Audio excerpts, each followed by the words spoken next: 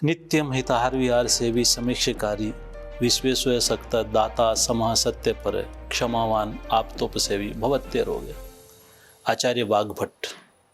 मैं उन्हीं की इस बात को आज इस मंच से कहना चाहूँगा। मेरा नाम professor Mahesh Dixit, principal Ayurveda college Udaipur.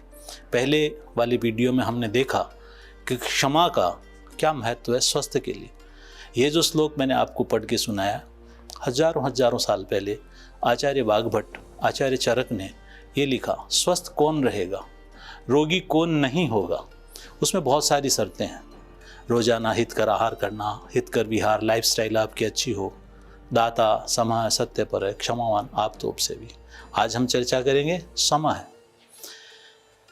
हमारे जीवन क्या है? जीवन है सत्व आत्मा शरीरम एतम त्रिदंडवत। हमारा जीवन इन तीन तिपाहियों पे टिका हुआ है। एक तिपाही है शरीर, एक तिपाही है मन और एक आत्मा। शरीर, मन और आत्मा का समत्व क्या है? आचार्य सुश्रुत कहता है स्वास्थ्य की परिभाषा में, सम दोषा सम अग्नि से सम धातु मलक्रिय। जिसकी सारी धातुएं सम हों, जिसकी क्रियाएं सम हों, और अगर आप और भी ज़्यादा जानना चाहें तो ये योगेश्वर कृष्ण ने जिस योग को बताया उस योग की परिभाषा भी है, योगः समत्वम उच्यते। जो समानता ला दे, जो बैलेंस कर दे, बस वो सब। अगर आपको स्वस्थ रहना है तो सम रहिए। सम रहना, सुख दुख को समान। एक संत की कहानी है, एक संत का मैं आपको वो बताता हूँ उदाहरण। सुख सदा रहता नहीं तो दुख का भी अंत है, यही सोचकर जो जीता है वही सच्चा संत है। सुख और दुख में सम रहना, खान पान में सम रहना, आहार विहार में सम रहना, आचार विचार में सम रहना। अगर हमने समत्व की सिद्धि कर ली कि हम हर परिस्थिति में अपने आप को एक बैलेंस कर लें, ये बैलेंसिंग ही हमारे स्वास्थ्य का सही राज है। आज आप देख रहे हैं अचानक हार्ट अटैक आ जाता है, अचानक कोई डिप्रेशन में चला जाता है। आज जितनी भी व्याधियां हैं वो साइकोसोमेटिक हो गई हैं। क्यों? किसी को एक बीमारी होती है और वो उसके बारे में इतना सोचने लग जाता है, इतना सोचने लग जाता है कि वो मौत को देखने लग जाता है। और अगर कोई आदमी स्वस्थ है तो वो इतना गुरूर में आ जाता है कि वो स्वास्थ्य के नियमों को ही मानना मना कर देता है। तो क्या करना है हमें? अगर रोगी हो गए तो बहुत दिल दिमाग को, क्योंकि समत्व आपके सबकॉन्शियस माइंड को पावर देता है। अगर आप किसी चीज़ के ऊपर ज़रूरत से ज़्यादा सोचने लग जाते हैं और एंजाइटी में आ जाते हैं और हाइपर हो जाते हैं तो सारे एंडोक्राइंस डिस्टर्ब हो जाते हैं। हम जिसको कहते हैं कि वात का वर्धन हो जाता है। समत्व उसी में होता है जिनमें ज्ञान होता है, जिनमें धैर्य होता है, जिनमें संतोष होता है। संतोष, ज्ञान, धैर्य, ये सब समत्व के आसपास के गुण हैं। तो अगर आप जिस भी फील्ड में हैं, आप जहाँ भी हैं, अपने व्यवहार में भी समत्व लाएं। होता क्या है कि हम समत्व को पालन नहीं करते हैं। कभी किसी से मित्रता होती है तो ज़रूरत से ज़्यादा मित्रता कर लेते हैं, और जब बैर करते हैं तो ज़रूरत से ज़्यादा बैर करते हैं।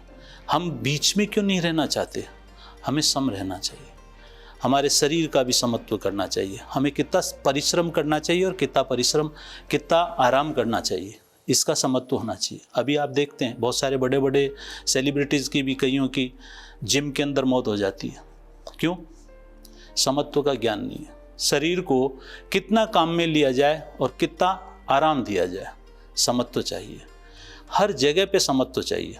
अगर आपने इस गुण को समझ लिया, समता को, समत्व समरसता भी लाता है।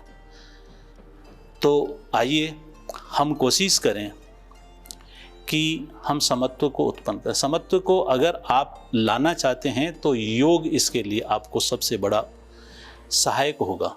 जो हमारे योग के अष्टांग हैं, चाहे वो यम हैं, चाहे नियम हैं, आसन, ध्यान, धारणा, समाधि, ये सब चीज़ें जितनी भी हैं ये सब समत्व की तरफ लाते हैं।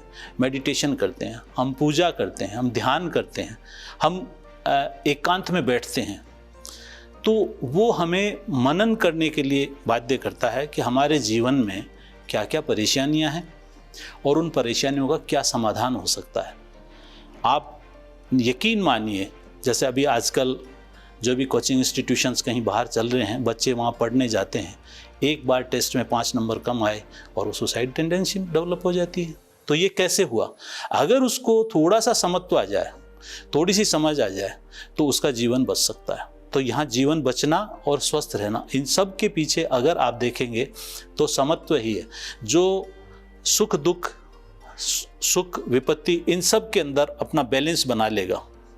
जैसे एक नट अपना बैलेंस बनाता है तार पे चलने के लिए, और वो बिल्कुल अपना आगे नीचे पीछे ऊपर नीचे चाहे दाएं बाएं सब देख के जैसा सम रहता है।